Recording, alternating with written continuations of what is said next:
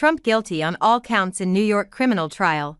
Trump says he will fight till the end, and says this is long from over. Former President Trump was found guilty on all counts in his historic and unprecedented criminal trial, making him the first former president of the United States to be convicted of a crime. Manhattan District Attorney Alvin Bragg charged former President Donald Trump with 34 counts of falsifying business records in the first degree. Trump pleaded not guilty to all counts. Jurors found the former president guilty on all counts. Each count carries a maximum prison sentence of 4 years. In total, Trump faces a maximum sentence of 136 years. Judge Juan Merchan invited the jury into the courtroom to read its verdict after 2 days of deliberations. Sentencing for the former president will be July 11 at 10:00 a.m. just 4 days before the start of the Republican National Convention, where he is expected to be formally nominated as the 2024 Republican presidential nominee. The convention is July 15 to 18 in Milwaukee. Any motions will need to be filed by June 13.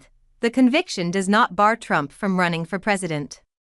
Prosecutors needed to prove beyond a reasonable doubt that Trump falsified those records to conceal a $130,000 payment to Stormy Daniels, a pornographic performer, in the lead-up to the 2016 election to silence her about an alleged affair with Trump in 2006. Moments after the verdict was delivered by the jury, the former president spoke to reporters in the hallway outside the courtroom. This was a disgrace. This was a rigged trial by a conflicted judge who was corrupt as a rigged trial and disgrace. It wouldn't give us a venue change, Trump said. We were at 5% or 6% in this district, in this area.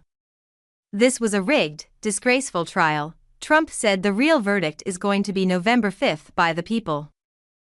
And they know what happened here and everybody knows what happened here, Trump said.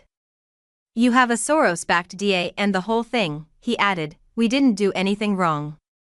I'm a very innocent man. And it's okay. I'm fighting for our country. I'm fighting for our Constitution. Our whole country is being rigged right now. Trump said that the case was done by the Biden administration in order to wound or hurt an opponent, a political opponent. And I think it's just a disgrace. And we'll keep fighting, we'll fight till the end and we'll win because our country's gone to hell, he said. We don't have the same country anymore. We have a divided mess. We're a nation of decline. Serious decline, Trump said. Millions and millions of people pouring into our country right now from prisons and from mental institutions, terrorists. And they're taking over our country. We have a country that's in big trouble, but this was a rigged decision right from day one, with a conflicted judge who should have never been allowed to try this case. Never, he said. And we will fight for our Constitution. This is long from over. During closing arguments, defense attorneys for former President Trump told the jury Tuesday he is innocent, did not commit any crimes, and that Bragg did not meet the burden of proof. Period. President Trump is innocent. He did not commit any crimes. The district attorney did not meet the burden of proof. Period, Blanche said.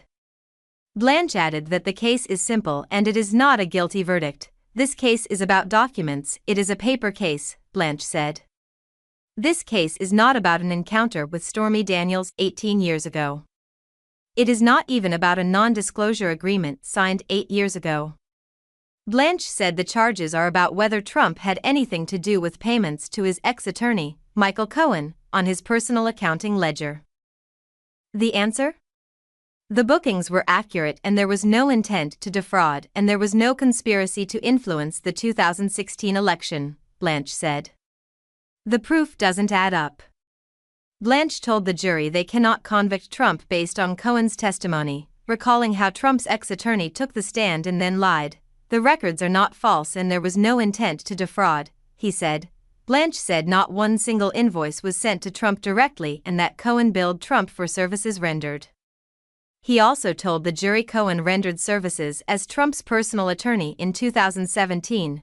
Blanche noted Cohen had lied to both houses of Congress, federal judges, state judges, and family. You cannot send someone to prison based upon the words of Michael Cohen, Blanche said. adding that a verdict needs to be reached based on evidence from documents and witnesses. If you do that, this is a very quick and easy not guilty verdict. Meanwhile, prosecutor Joshua Steinglass delivered his closing argument for more than 5 hours Tuesday, saying the prosecution has presented powerful evidence in their case against Trump. Steinglass said Trump's intent to defraud could not be any clearer, arguing that it would have been far easier for him to pay Stormy Daniels directly. Instead, the prosecutor said, he concocted an elaborate scheme and everything he and his cohorts did was cloaked in lies.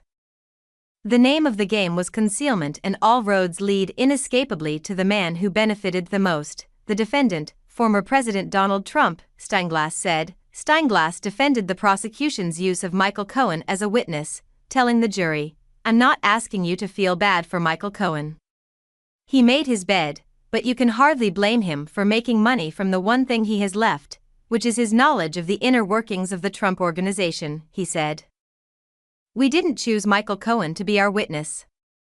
We didn't pick him up at the witness store," Steinglass said. The defendant chose Michael Cohen to be his fixer because he was willing to lie and cheat on the defendant's behalf, Trump defense attorneys, in their second attempt to dismiss the case earlier this month, said no evidence had been presented by the prosecution to connect the former president to any falsification of business records. Defense attorneys motioned for dismissal after Michael Cohen, Trump's former attorney and the prosecution's star witness, finished his testimony.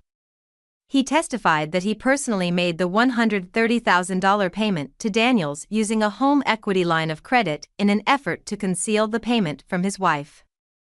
Cohen said he did this because Trump told him to handle it and prevent a negative story from coming out ahead of the election, but Trump's defense attorneys maintained that the president never directed Cohen to do so. Cohen testified that he was reimbursed $420,000 for the $130,000 he paid to Daniels.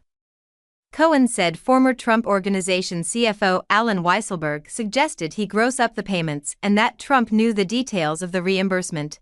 The prosecution presented Cohen with 11 checks totaling $420,000. Cohen confirmed that they were all received and deposited. The checks had a description of a retainer, which Cohen said was false. This is a developing story.